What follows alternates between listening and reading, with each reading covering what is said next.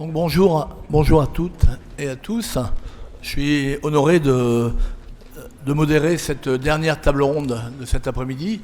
Il y a eu pas mal de choses abordées aujourd'hui. On peut dire qu'il y avait vraiment des choses intéressantes. On va quitter un peu le monde des chatbots, tout ce qui est environnement, je dirais, des grands de ce monde du web, hein, pour évoquer en cette fin d'après-midi la valeur de la donnée, la façon dont la donnée va être traitée, mise, je dirais, en valeur. Et pour cela, on a 4 invités ici, hein, Madame Alice Froidevaux, Monsieur Frédéric Cupens, Monsieur Grégoire Siegel, Monsieur Stéphane Cordova, qui vont évoquer avec nous justement comment, dans leur métier de tous les jours, comment régulièrement ils sont amenés à gérer la donnée. Alors pour ma part, je suis maître de conférence à l'Université catholique de Lille, mais j'enseigne dans plusieurs masters. Je suis réserviste de la gendarmerie nationale pour la cyberdéfense, réserviste citoyen. Également réserviste citoyen pour l'éducation nationale, pour l'aide, je dirais, à la recherche de données et tout ce qui est cybersécurité dans les établissements scolaires, toutes les formes de dérives. Et dans mon métier depuis 1999, je travaille sur la fouille de données et comment scruter la toile pour donner justement de la valeur à des clusters de données qui vont me permettre par tâtonnement d'obtenir des informations intelligentes pour pouvoir les interpréter. Donc ça va du web surfacique jusqu'aux limites du dark web, sachant que je ne confonds pas le deep web et le dark web. Alors ici, on va évoquer, par exemple, avec Alice Froidevaux, qui est data analyst, justement, évoquer quelques points et voir comment, justement, elle construit ses données et comment elle analyse des indicateurs environnementaux, comment elle va pouvoir analyser ces données, notamment sur la base de réseaux sociaux, sur la base de données satellitaires, pour le monde du e-commerce, par exemple, pour le monde du trafic maritime. Donc c'est un travail, je pense, qui est assez profond par rapport à l'information, et comment elle va construire des indicateurs par rapport à tout ça. C'est une question que j'aimerais bien lui poser. Quand on a préparé la table ronde, on a souhaité que chacun puisse intervenir. On va essayer de respecter le timing et faire en sorte de vous laisser 5 minutes de questions à la fin. Voilà, je vous laisse la parole. Et vous pouvez à tout moment intervenir si vous souhaitiez pour rebondir, sachant que pas trop longtemps, quoi, si chacun veut respecter son temps de parole. Bonjour à tous, je m'appelle Alice Froidevaux, donc je suis data scientist chez Pointe-Cube. Pour répondre à cette question, je vais peut-être vous mettre dans l'univers de Pointe-Cube. Nous, on est une fintech qui a été créée en 2013 et qui analyse des données alternatives pour la macroéconomie et la finance.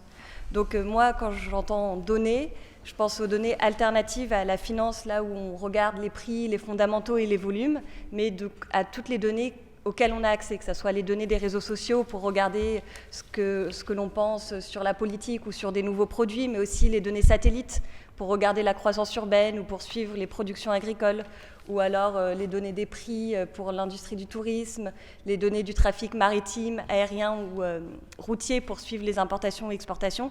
Donc en fait, ce sont toutes les données alternatives qui vont nous permettre de faire des indicateurs macroéconomiques ou financiers en temps réel, et donc qui vont donner une avance à nos clients qui vont avoir des informations avant la publication de chiffres officiels. Donc pour moi, le métier de data scientist, c'est avant tout comprendre un secteur, parce que si je dois étudier la croissance économique pour un certain pays, je dois comprendre quels sont les secteurs qui vont expliquer un maximum la variance de la croissance économique de ce pays. Et une fois que je me suis focalisée sur un secteur, l'objectif sera de comprendre ce secteur pour comprendre les données que je vais pouvoir utiliser. L'objectif, c'est pas de pouvoir mettre un tas de données dans un algorithme et d'attendre un résultat, c'est de vraiment pouvoir cibler les données et les faire parler. Donc, par exemple, si je vais continuer à parler, arrêtez-moi si je parle trop longtemps, mais si je veux m'intéresser au secteur de l'énergie, je vais pouvoir regarder, l'objectif sera de suivre l'offre et la demande, donc je vais pouvoir regarder un tas de données différentes. Par exemple, je pourrais suivre les navires. En suivant les navires, je me focaliserai sur les tankers qui transportent du pétrole. Et là, j'aurai un proxy des importations et des exportations du pétrole pour certains pays. Donc ça me donnera une information poursuivre l'énergie et donc la croissance économique d'un pays. Après, je peux regarder les images satellites. Et si je regarde les images satellites, l'objectif, ce sera, par exemple, de suivre les stocks de pétrole dans les différents champs pétroliers. Parce qu'à partir des images satellites, on voit les cuves. Donc, on a une idée du volume total des cuves dans les champs. Mais on peut aussi calculer le ratio d'ombre entre le toit amovible qui évite l'évaporation et le haut de la cuve. Et là, j'ai une information plus fine qui me donne une idée en temps réel des stocks dans tous les champs pétroliers. Mais je peux aussi suivre les offres d'emploi, qui sont un bon proxy de la santé d'un secteur, parce qu'on se dit qu'on investit dans un secteur qui recrute et on désinvestit dans un secteur qui ne recrute pas. Donc il y a une multitude de données qu'on peut analyser en temps réel et qui nous donnent des informations précieuses sur ces secteurs, qui nous permettent ensuite d'être agrégés au niveau macroéconomique et de suivre la macroéconomie en temps réel. Merci beaucoup. Dans le monde de l'intelligence économique, Grégoire Sigel, peut-être vous pouvez nous dire un peu quelques mots concernant votre mode de fonctionnement, sans tout révéler, mais simplement en expliquant, parce que je suis amené moi-même, en termes de veille et intelligence compétitive, à travailler sur ces mondes et évoquer également comment vous envisagez la part de l'intelligence artificielle au sein de ce travail. D'accord, merci déjà pour la question, pour l'invitation. Donc je suis Grégoire Sigel, donc je suis cofondateur et responsable technique de GeoTrend. Donc nous commercialisons et nous développons une solution de veille en intelligence économique qui propose à nos clients de collecter, de représenter des informations stratégiques pour aider à ce qui reste compétitif. Donc notre objectif c'est de répondre à un problème que l'on voit de plus en plus, qui concerne beaucoup d'entreprises. C'est que le monde actuel devient de plus en plus complexe. Comme l'a rappelé Alice, beaucoup de sources d'informations peuvent être utilisées pour ce qu'on appelle l'intelligence économique, que je résumerai par comprendre pour agir, devient de plus en plus complexe, voire impossible. Et dans certains cas, cette impossibilité peut entraîner des peurs, des craintes de disruption, même de survie carrément de certains pans entiers ou certaines grandes entreprises. Donc pour comprendre, il faut pouvoir collecter l'information, l'analyser, la synthétiser. Et ces tâches sont cruciales et très importantes pour les entreprises.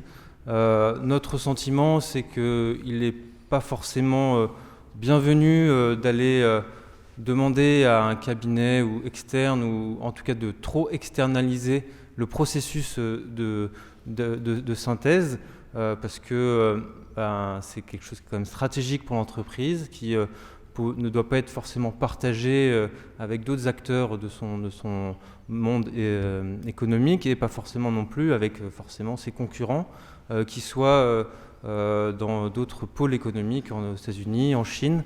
Et donc, autant que faire se peut, ne pas trop utiliser les outils qui sont très faciles, type Google, type autres. Néanmoins, pour réaliser cette recherche d'informations, c'est très pratique, ces outils. Donc, c'est pratique, on les utilise, mais on perd beaucoup de temps. Si il y a 20 ans, la ressource, la complexité revenait à trouver les bonnes sources d'informations, aujourd'hui, la complexité est de trier parmi toutes les sources d'informations. Et la ressource rare, c'est plus ces informations, c'est le temps pour pouvoir la traiter. Et donc, on pense que l'intelligence artificielle, adaptée à ces informations-là, peut jouer sur ce temps, peut jouer sur l'automatisation de certaines tâches. Alors pas forcément dans la collecte, l'analyse, la synthèse, pour la compréhension, peut-être pas toutes ces étapes.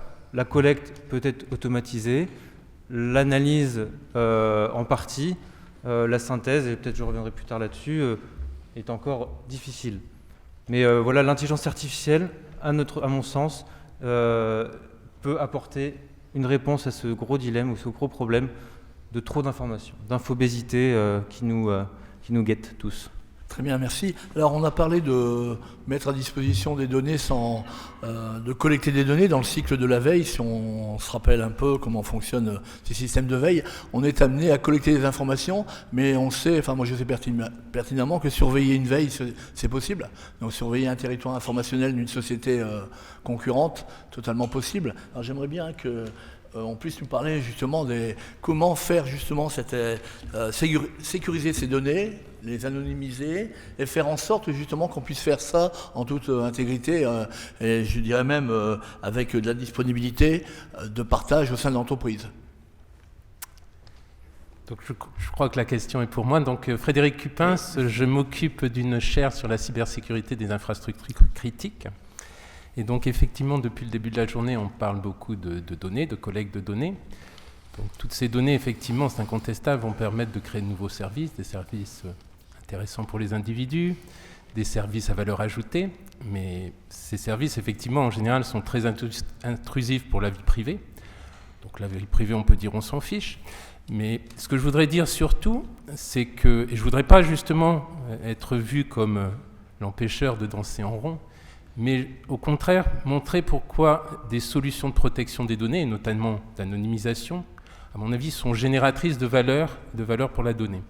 Je m'explique. Dans le contexte de la chaire cybersécurité dont je m'occupe, on a besoin de données. On a besoin de données pour faire de la détection d'intrusion. On utilise du machine learning pour faire de la détection d'intrusion sur des logs. Ces logs, ça fait 3 ans que la chaire existe, on ne les a pas. Pourquoi on ne les a pas? Parce qu'en fait, c'est des logs, on espère les avoir de la part des partenaires industriels de la chaire. Et ce qui les dérange, ce n'est pas de dire dans ces logs il y a une attaque, c'est pas ça. C'est qu'en donnant ces logs, ils dévoilent leur savoir-faire industriel. Et donc à partir de là, cette choucroute interne, on va dire, qui s'apparente d'une certaine manière à des données à caractère personnel si on transpose avec la vie privée, ils ne veulent pas les partager. C'est un problème et par rapport à ça, on peut se dire effectivement, et je pense que c'est la seule façon aujourd'hui qu'a été abordée l'anonymisation depuis le début, je crois que c'est M. Montubert qui l'a abordé, c'est de dire malheureusement ce dont on a besoin c'est de faire dans ce cas-là probablement des croisements entre données et anonymiser les données va nous empêcher de faire ces croisements, ce qui est juste. Ce qui est juste si on pense anonymisation dans le sens génération d'open data. Je pense que l'exemple qui a été pris, c'est des données, par exemple, générées par l'INSEE, qui sont des données fortement agrégées. On a parlé de données lissées, je ne pense pas que ce soit le bon vocabulaire, je préfère parler de données agrégées, dont le but est d'être largement diffusé, sous forme d'open data anonymisé, et par définition, le but, c'est d'éviter des croisements. Maintenant, et c'est ce qu'on fait quand on parle d'anonymisation, c'est qu'une partie des techniques. Je ne dis pas que ces techniques ne sont pas utiles, mais il y a beaucoup d'autres techniques. Et notamment, dès lors qu'on connaît la finalité, pourquoi on veut utiliser des données, il y a moyen d'anonymiser en général ces données pour répondre à cette finalité. Je vais reprendre l'exemple de M. Montubert. Sa finalité, c'était de croiser des données pour savoir s'il y avait un lien entre des personnes qui avaient un cancer et leur origine sociale, ou leur niveau social. Si j'ai bien compris, c'était ça le problème qu'il posait. Par rapport à ça, effectivement, il y a des solutions aujourd'hui reposant sur l'anonymisation, une fois qu'on connaît cette finalité, qui permettent de répondre à ça.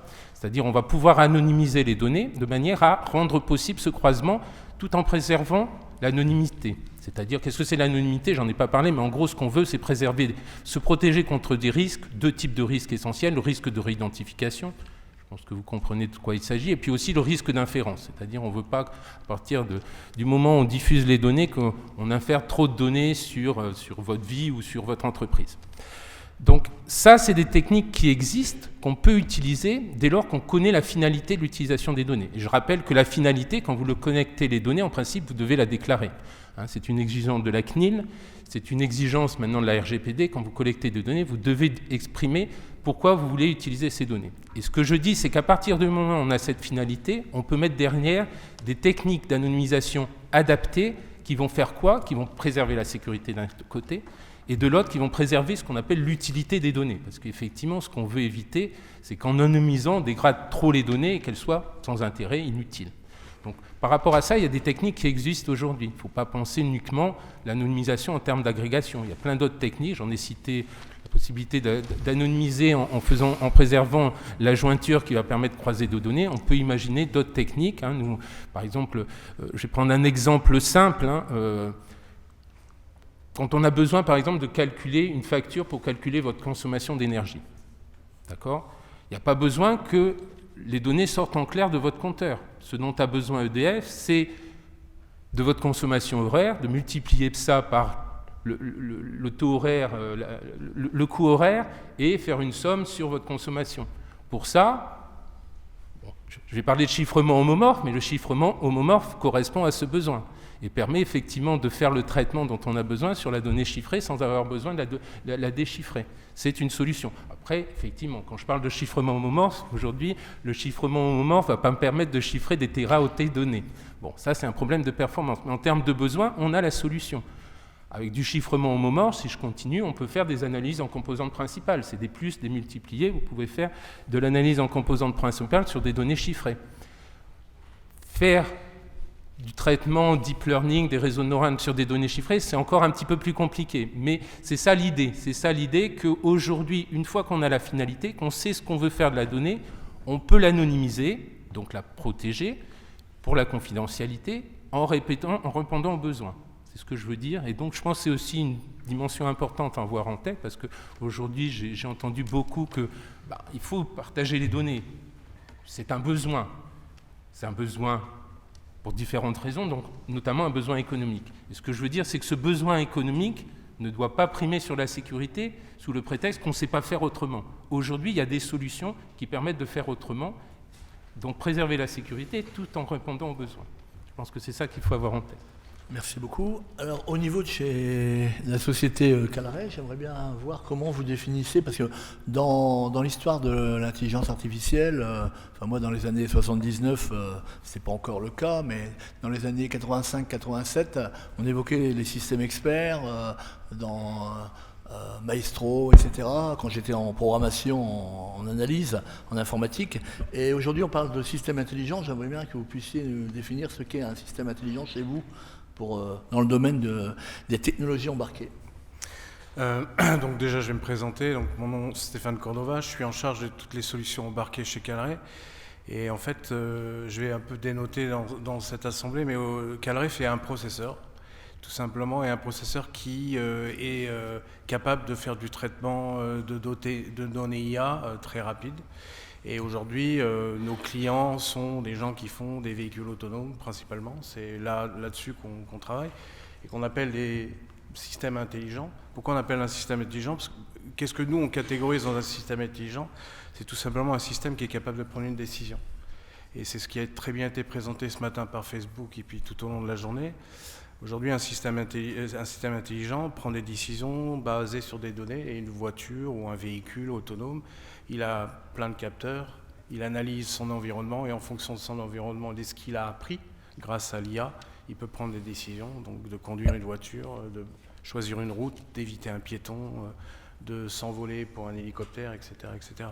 Donc aujourd'hui, nous on est au cœur de ce traitement de données qui est vital, parce que finalement, quand on regarde tous ces véhicules autonomes qui vont arriver dans notre vie, dans notre société, on se rend compte que finalement, en termes de génération de data, ça va être énorme. Aujourd'hui, on parle qu'une voiture peut générer des téras par seconde, des téraoctets de data par seconde. Ce qui est énorme, c'est qu'en fait aujourd'hui c'est probablement le produit IoT le plus générateur de données, bien plus que tout ce qu'on a autour de nous. Même un smartphone ne génère pas autant de données. Et toutes ces données-là, il faut les traiter. Et donc c'est là où nous on intervient. Et c'est là où c'est primordial pour tous ces objets intelligents. C'est vraiment d'être capable de traiter tout ça pour l'embarquer en temps réel. Parce que quand on est sur une voiture ou dans les airs, il faut traiter la donnée assez rapidement, si possible, sinon on risque d'avoir un accident. Donc ça reste quelque chose d'assez vital. Et donc aujourd'hui, nos clients travaillent beaucoup sur comment être capable de traiter un flux de données qui est énorme, et de pouvoir le traiter et d'être capable, basé sur ce traitement, de prendre des décisions adéquates qui sont nécessaires pour ça. Donc nous, on est au cœur de ce traitement. Donc on est finalement assez bas dans l'échelle, puisqu'on fait le hardware, on fait le processeur proprement dit, mais au-dessus, on fait tourner tout ce qui est justement les logiciels d'intelligence artificielle que développent nos clients pour permettre à ces objets intelligents de prendre leurs propres décisions. D'accord. Et au niveau du traitement de l'image, Alice Froidevaux, est-ce que vous pourriez nous parler un peu de mode de fonctionnement par rapport à quand vous travaillez sur des images, par exemple, l'analyse de l'image avec le deep learning? Oui. Comment vous procédez, globalement, en citant quelques exemples, si possible? Alors, pour nous, c'est vrai que le deep learning, c'est vraiment un outil. Donc, en premier, on pense vraiment en termes d'application. Donc, par exemple, on ne va pas développer un algorithme de deep learning pour compter des voitures si compter les voitures sur un parking ne nous permet pas de le relier à un indicateur économique derrière parce que les parkings sont souterrains. Donc, c'est vraiment un outil et je pense qu'il faut vraiment appuyer dessus parce que notre rôle de data scientist, c'est de développer des modèles, mais des modèles qui ont une application économique derrière. Donc, pour tout ce qui est d'analyse d'image, il y a beaucoup d'algorithmes qui sont plus traditionnels, qui permettent d'extraire des features. Donc on va avoir par exemple un triangle à 3 arêtes, un chat à 2 yeux, etc. Et maintenant, le deep learning va nous permettre d'éviter d'extraire ces features, nous, en amont, mais de pouvoir faire automatiquement à différentes échelles spatiales. Par contre, en contrepartie, ces modèles de deep learning vont demander une grosse base labellisée. Là où un enfant, on lui montre 3 images de chat, il sait reconnaître un chat, les modèles de deep learning, il faut leur donner des milliers d'images de chats. Donc pour nous, quand on lance un projet d'analyse d'image, la première étape, c'est de faire un set de données labellisées. Donc par exemple, on a des projets notamment en croissance urbaine, où l'objectif, c'est de voir la croissance urbaine dans différentes zones. Donc là, on va donner à notre algorithme des informations par exemple de classification pixel-pixel, en lui montrant les bâtiments, les champs, etc., pour lui apprendre à reconnaître à partir d'une image satellite une zone urbaine d'une zone non urbaine. Donc la première étape, c'est la création du dataset labellisé, qui est une étape indispensable dans tous nos projets d'analyse d'image. Ensuite, on met en place des algorithmes qui vont nous permettre de classifier du coup nos images, que ce soit de la détection d'objets, de la classification d'objets ou de la classification pixel-pixel, et pour sortir un produit à la fin du processus. Donc, Et à partir de quand vous considérez que vous êtes dans un processus de création de valeur par rapport à votre démarche, par exemple? Alors, par exemple, pour le projet de croissance urbaine, on estime qu'on est dans une création de valeur parce qu'on va pouvoir permettre une analyse systématique pour le monde entier avec un même indicateur de croissance urbaine. Là où aujourd'hui les indicateurs vont être publiés par les villes ou par les pays avec des méthodologies différentes. Et en fait, l'utilisation d'images satellites va nous permettre d'avoir le même indicateur pour toutes les villes du monde. Et dès que notre algorithme nous permet d'avoir une accuracy satisfaisante, on le met en production. D'accord. Et tout ça, c'est capitalisé? C'est-à-dire que vous mettez cela de manière à ce que ce soit une expérience acquise et qui puisse profiter à... c'est comme en veille, en fin de compte, quand vous avez un cluster de données et que vous avez capitalisé une veille, à un moment donné, vous n'allez pas reprendre les processus à la base. Donc je suppose que vous avez besoin de stocker. Et ça, comment ça fonctionne chez vous, ça? Alors, pour tout ce qui... Pour garder cette valeur, justement, et pouvoir la retravailler ultérieurement, par exemple. Donc, on a en local des datasets que l'on garde, mais après, dès qu'on met en production, toutes nos images sont détruites automatiquement. Je ne sais pas si je réponds à votre question, mais tout le process de développement d'un projet est réutilisé et stocké pour d'autres... D'accord, donc il n'y a pas de destruction du... Non. Capitalisation. Non. Ok. Et dans le cadre d'une start-up comme Geotrend, j'aimerais bien savoir un peu comment vous avez mis en place, je dirais, des partenariats et comment aujourd'hui vous fonctionnez pour montrer que votre système, votre logiciel, vos fonctionnalités, aujourd'hui font leur preuve dans les structures, sachant que dans le domaine de la veille, il y a du monde, quoi. Oui, effectivement. Déjà, moins de monde qu'avant, mais il y a du monde encore. Je vais peut-être revenir, comme je n'ai pas expliqué ça dans mon intervention précédente, sur quelles sont les données qu'on utilise, un peu plus précisément. Et on est sur de l'utilisation de données du web ouvert, avec principalement notre intelligence artificielle, c'est du text mining ou du NLP, voire du NLU, comme ça a été expliqué précédemment par Luc. Je ne sais pas s'il est encore là. Mais c'est la capacité à comprendre des textes, extraire des informations pertinentes, des noms d'acteurs économiques, des noms d'entreprises, des relations qu'elles peuvent entretenir entre elles, etc., etc., à partir, et c'est là ce qui fait notre différence, c'est à partir d'une feuille blanche. On n'a pas de base de données préconçue ou pré-entraînée, enfin construite du marché qui intéresse notre client. On va le construire en fonction de tous les documents qu'on va capter pendant une séance de crawl de 1 quart d'heure qui nous permet de récupérer des milliers de documents, et c'est ça qui fait notre base de documents, enfin d'informations. Après, je rebondis juste sur la partie création de valeur, parce que c'était aussi la thématique. Je souscris parfaitement à ce qu'a dit Alice sur cette partie de création de valeur. Je rajouterais que pour moi, c'est une rencontre entre une technologie qui commence à être de plus en plus mature et des clients ou leurs besoins. Après, on s'en fiche d'une certaine manière si c'est la technologie qui va vers le client ou le client qui va vers la technologie. Au final, ce qu'il faut, c'est que ça matche, que les deux fonctionnent.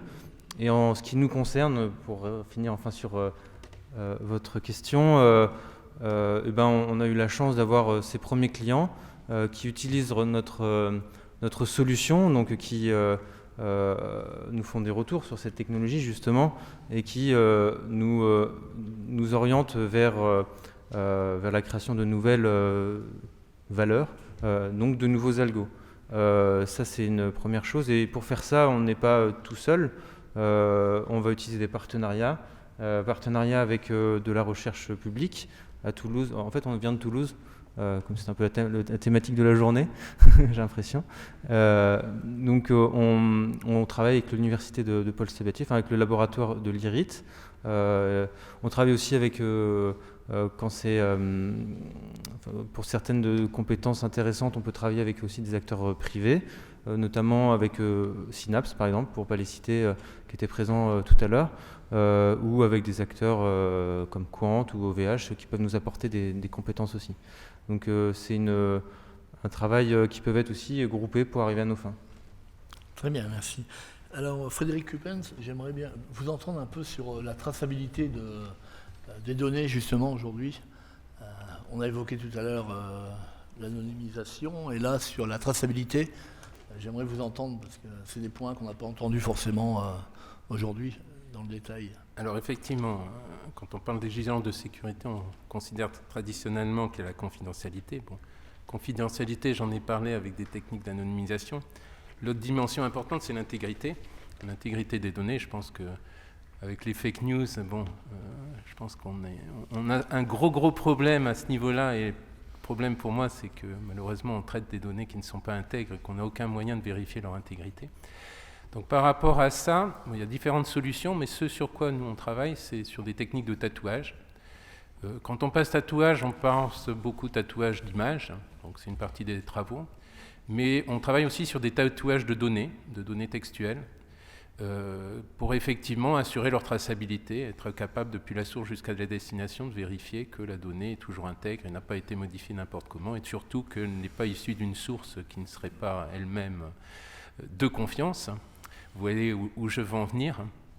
Donc par rapport à ça, il y a un certain nombre de problèmes à résoudre, notamment le tatouage est d'une certaine manière intrusif pour la donnée, notamment dans le domaine médical. Introduire des petites perturbations, ça peut être très, très gênant pour le médecin. Donc on doit s'assurer qu'effectivement les perturbations qu'on fait sur une image, par exemple, sont sur des zones qui ne seront pas compromettantes pour le médecin quand il va vouloir faire son diagnostic. Donc ça, c'est des connaissances métiers dont on a besoin pour effectivement gérer correctement le tatouage.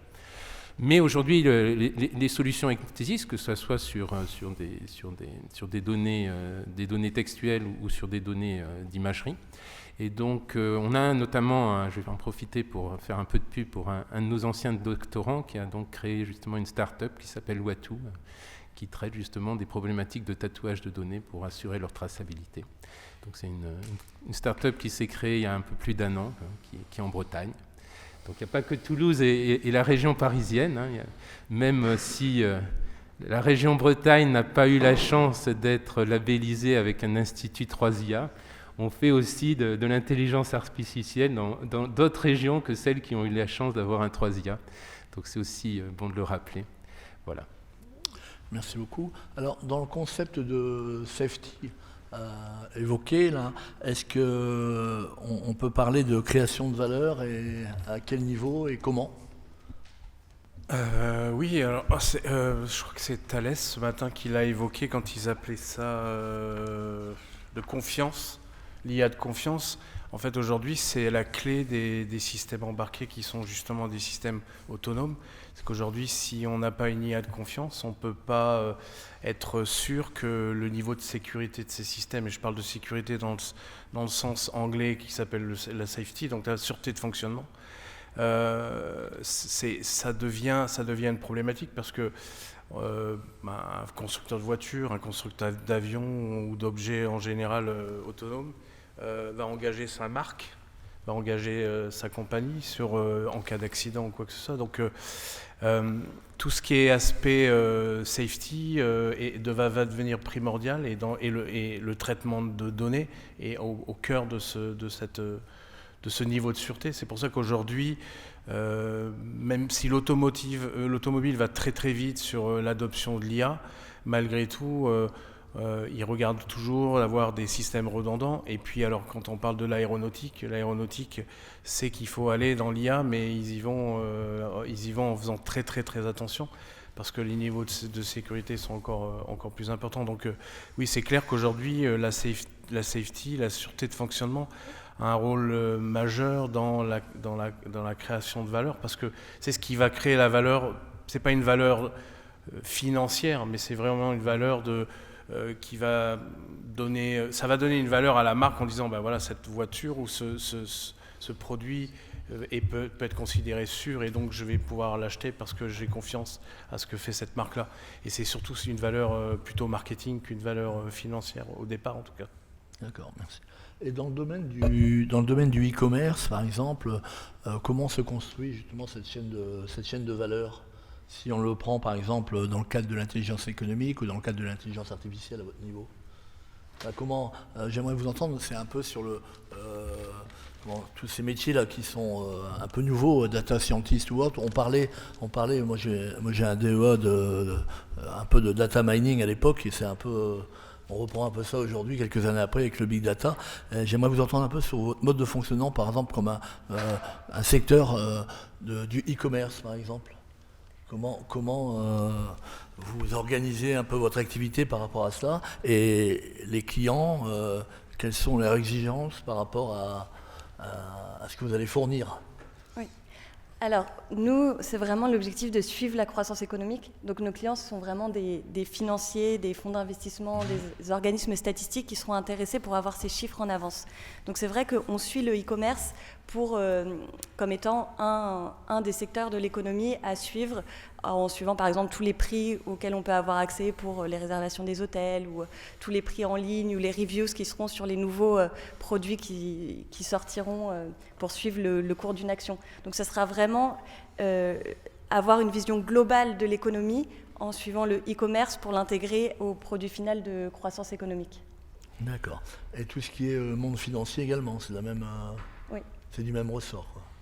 Oui, l'objectif, c'est vraiment de sortir, avant la publication des données officielles, nos indicateurs, qui sont corrélés à plus de 90% avec ces données officielles, de croissance économique, d'inflation, de marché de l'emploi, et pour donner aux financiers un avantage compétitif, car en finance, celui qui a l'information en premier, c'est celui qui a l'avantage pour les investissements, que ce soit à court terme, moyen terme ou long terme. Donc on lui donne cette information en avance sur des données macroéconomiques et financières. Ouais, donc il est vrai, enfin moi je rappelle que celui qui détient l'information aujourd'hui détient un peu la matière première. Dans votre domaine, j'aimerais savoir si vous utilisez par exemple des outils de cartographie pour restituer l'information aux clients.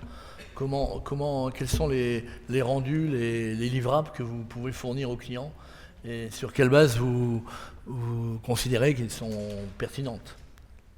Sur la première partie, c'est assez simple. On a plusieurs livrables ou visuels. Le premier, c'est un graphe de relation entre acteurs. Donc vous avez des bulles connectées, bulles qui représentent des entreprises ou des acteurs économiques, connectées par des liens colorés en fonction du type de relation qu'on a pu détecter avec ces technologies de NLP. Donc est-ce que c'est des partenaires, est-ce que c'est des compétiteurs, est-ce que c'est des des clients fournisseurs ou des relations capitalistiques, etc. Ça permet de voir d'un coup d'œil ce paysage concurrentiel ou en tout cas marché autour d'un secteur. On peut aussi faire ça de façon cartographique, effectivement. On a une vision d'une map monde ou d'une cartographie avec l'information qui est représentée en fonction des pays, avec la possibilité d'aller zoomer dans chacun des pays, d'aller vérifier si dans le pays qui nous intéresse, l'information semble intéressante.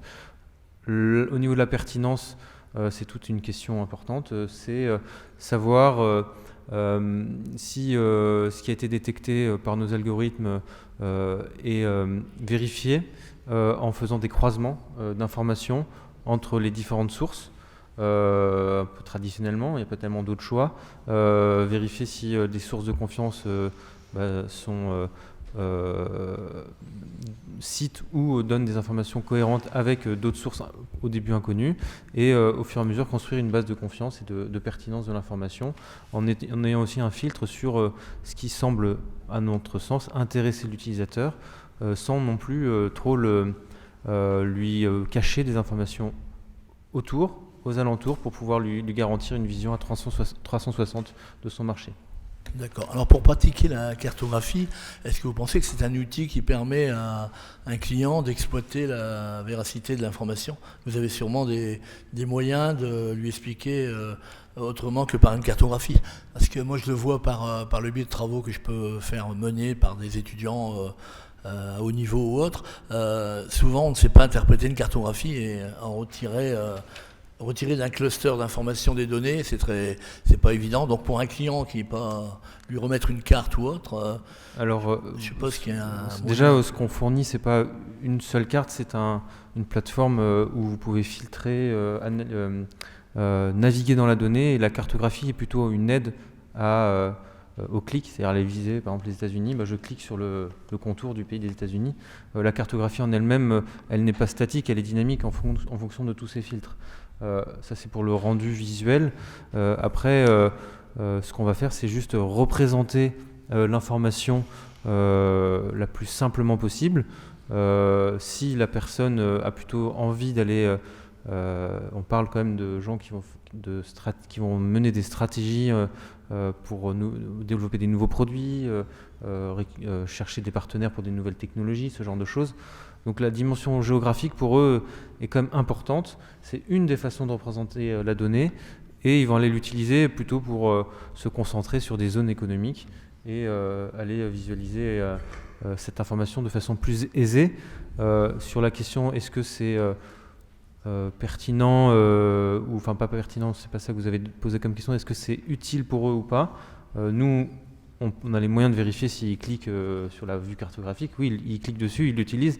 C'est ma seule réponse que je peux donner. Pour eux, c'est utile parce qu'ils l'utilisent. D'accord, donc les retours sur la qualité, vous les avez pas forcément tout de suite, c'est au bout d'un... Alors la qualité, c'est-à-dire la qualité de la donnée qu'on fournit? La qualité du rendu, du livrable. C'est une des raisons pour lesquelles nos clients apprécient notre solution, alors on va plutôt appeler l'expérience utilisateur, ce qui correspond un peu au ressenti ou à la façon dont ils apprécient l'usage de l'outil. C'est un des aspects de la qualité. Après, il y a la qualité de la donnée elle-même qui est aussi importante pour eux. Voilà, c'est des composantes de satisfaction pour nos clients. D'accord. Alors j'aimerais maintenant entendre Frédéric Cupens concernant justement l'intérêt, l'avenir de l'intelligence artificielle pour les systèmes d'anonymisation. J'aimerais bien voir un peu comment vous l'envisagez dans un avenir assez proche. C'est une question que je poserai à chacun d'entre vous. Alors, moi, je n'ai pas de réponse à cette question, mais effectivement, l'avenir de l'intelligence artificielle, à mon avis, passe par la réponse aux besoins de mutualiser des données, de pouvoir les croiser et effectivement d'agréger ces données de façon à produire des résultats de plus en plus riches. Et par rapport à ça, le point bloquant, c'est qu'effectivement, pour mutualiser et croiser des données, il faut que ça se fasse de façon sécurisée, comme je l'ai expliqué. Et donc par rapport à ça, les solutions, à mon avis, on a beau dire que les autres pays vont peut-être passer outre, mais je pense que dans un contexte industriel qui est quand même très compétitif, je ne pense pas qu'il y aura un accord entre deux industriels en compétition de croiser leurs données sans qu'effectivement il y ait des moyens de sécurité associés à ce croisement. Donc par rapport à ça, comme je l'ai expliqué, il y a besoin de sécurité. J'ai essayé d'expliquer que ces solutions de sécurité aujourd'hui existent. Et donc, par rapport à des appels qu'on voit émerger, notamment des appels qui ont comme objectif de mutualiser des données pour effectivement développer de grosses plateformes pour faire de l'intelligence artificielle, nous, on répond à ce genre d'appel en disant que ça ne se fera que si on déploie dans ces plateformes les moyens de sécurité qui vont bien, pour assurer la confidentialité, pour assurer l'intégrité, comme je l'ai expliqué. Donc par rapport à ça, je fais un appel si vous êtes intéressés. Nous, on va soumettre en tout cas un projet dans ce sens. Donc la mutualisation est dans l'objectif de mutualiser des données pour des besoins de sécurité, notamment de faire de la détection d'intrusion en utilisant des techniques de machine learning. Donc il nécessite de croiser beaucoup de données parce que ce n'est pas uniquement sur des logs réseau que vous allez trouver la réponse, notamment les signaux faibles. Vous avez besoin de croiser différents types de logs à différents niveaux, des logs réseau, des logs applicatifs, des logs de base de données, etc., etc. Donc vous avez besoin de faire ces croisements.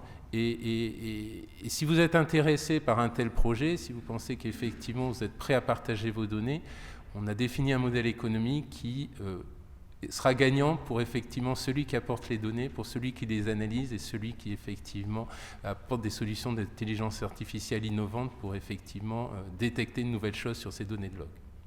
Donc voilà, si vous êtes intéressé, vous pouvez me contacter à la fin de cette table ronde et je vous expliquerai plus en détail le projet et pourquoi effectivement le modèle économique, je pense, est pertinent et effectivement intéressant pour tout le monde. Très bien, merci. Avant de vous poser la même question, M. Cordova, j'aimerais savoir un peu les challenges environnementaux et, je dirais, marketing que cela pose chez vous dans la création, enfin dans tout ce qui est gestion de safety. Parce qu'aujourd'hui, ça ne doit pas manquer, je pense, dans là, comment vous les... Marketing, c'est ce que je disais tout à l'heure, donc l'aspect d'être sûr que les données qui sont générées, qui sont traitées par l'IA soient le plus sûr possible. Ça, c'est quelque chose qui va influencer sur le branding et du fabricant du véhicule. Et ensuite, l'environnement, aujourd'hui, c'est une des choses qui est au cœur des véhicules autonomes, c'est comment l'IA peut faire économiser la consommation d'énergie. Et une des caractéristiques de notre solution, c'est justement une solution faible consommation d'énergie. Et pourquoi on est populaire dans ce monde-là, c'est justement parce qu'on propose des solutions qui ont des faibles consommations d'énergie et que le logiciel qui tourne dessus peut aussi permettre de gagner de l'énergie. Donc c'est vraiment au cœur de la problématique de ces gens-là aujourd'hui, c'est d'essayer de voir comment ils peuvent économiser de l'énergie.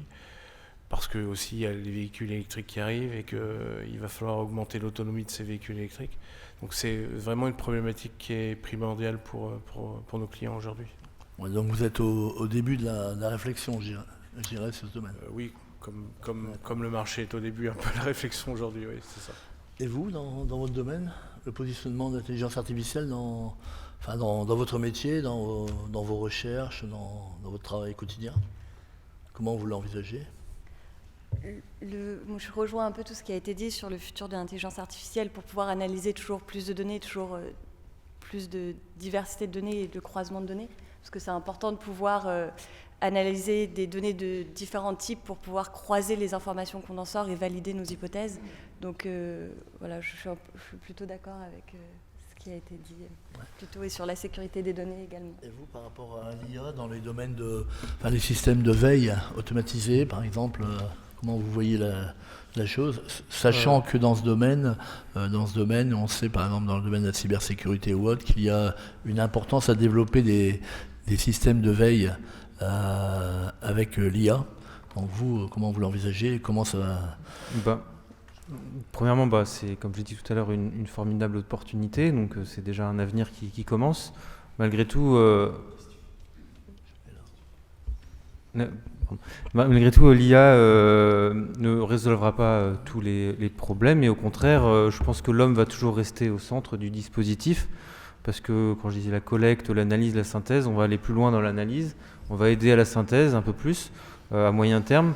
Malgré tout, l'action, je ne souhaite pas, je pense qu'il n'est pas souhaitable de la mettre dans les mains d'une IA, pour plein de raisons, dans plein de domaines, mais notamment parce que c'est pas fait pour ça, la machine, elle n'est pas faite pour prendre les décisions à la place de l'entreprise. Sinon, l'entreprise n'a plus d'usage, d'utilité. Et j'avais juste une petite question, une petite remarque Avant de passer aux questions. Sur l'énergie. Dans les systèmes embarqués, effectivement, c'est vital de la limiter, la consommation. Aussi au niveau des systèmes globaux qu'on peut utiliser, nous on est pas mal sur le cloud. Aujourd'hui c'est une ressource, c'est pas gratuit, mais c'est on va dire accessible. On fait pas attention à l'énergie, on a des énormes datasets, des énormes CPU, RAM, etc. C'est je pense un défi à relever bientôt. L'IA consomme de plus en plus de puissance, d'énergie, d'électricité et bientôt on va devoir s'en soucier quand même. Merci beaucoup. On va passer aux questions. Il reste 8 minutes là. Donc, oui.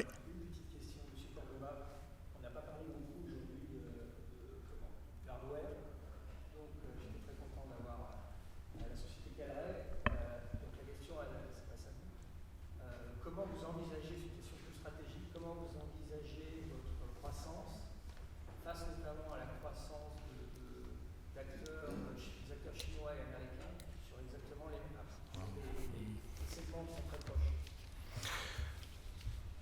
On est les meilleurs. Ouais, bah ça c'est facile, on est meilleurs qu'eux. Oui, mais c'est parce qu'on est meilleurs qu'eux, c'est pour ça qu'on...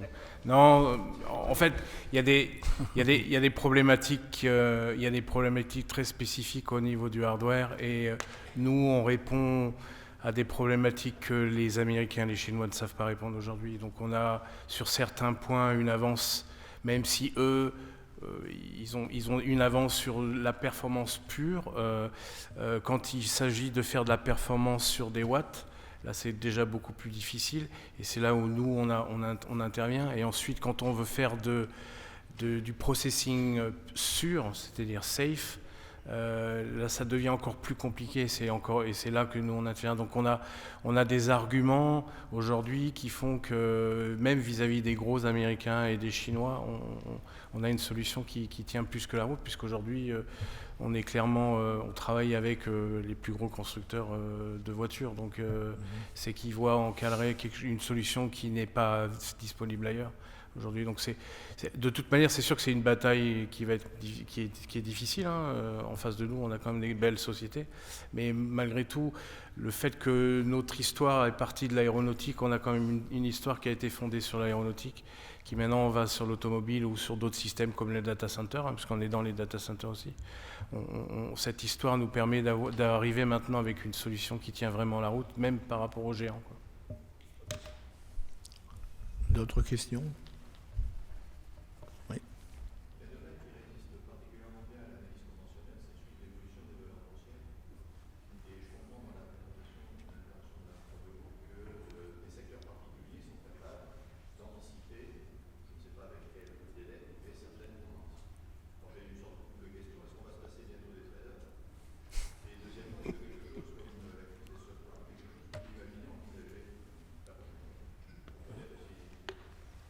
Je vous laisse répondre. Alors, la question sur les traders, c'est vrai que ce n'est pas un métier que je connais particulièrement, donc je ne saurais pas y répondre. Après, pour les crises financières, c'est vrai que nous, on a des projets en interne de prévision de crise financière. Par contre, elles sont développées en partenariat avec des personnes qui ont une connaissance globale de l'économie et notamment des facteurs qui ont créé la crise financière de 2008 pour justement réussir à prédire ces différents facteurs. Mais c'est pas du tout quelque chose d'évident.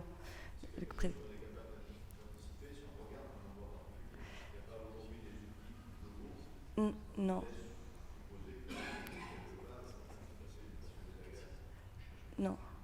Après, on peut faire des indicateurs de stabilité politique pour voir des crises au niveau de certains pays. Mais après, une crise globale et c'est d'autres travaux, beaucoup plus complexes. Alors, récemment, sur mon blog Cybercriminalité, là, je parle dans une rubrique IA, de la possibilité pour l'IA de prévoir des crises comme il y a eu il y a 11 ans, là. Et donc, il faudrait fouiller un peu, mais bon, c'est simplement de la prédiction, quoi. Je suis pas sûr que... Mais bon, je pense qu'ils y travaillent.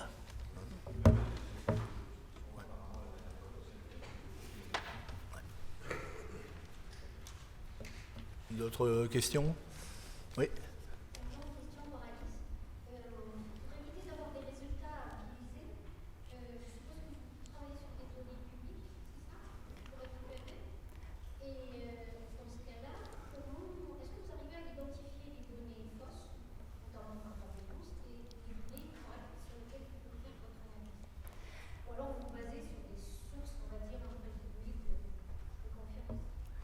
Alors, pour tout ce qui est acquisition de données, on a différents types. Donc, on a les données publiques, on a des données par des partenariats stratégiques. Par exemple, on a fait un partenariat avec le CNES, le Centre national des études spatiales, pour avoir plus de 30 ans d'historique de données. Donc, on a certains partenariats qui nous permettent d'acquérir des données fiables et auxquelles tout le monde n'a pas accès.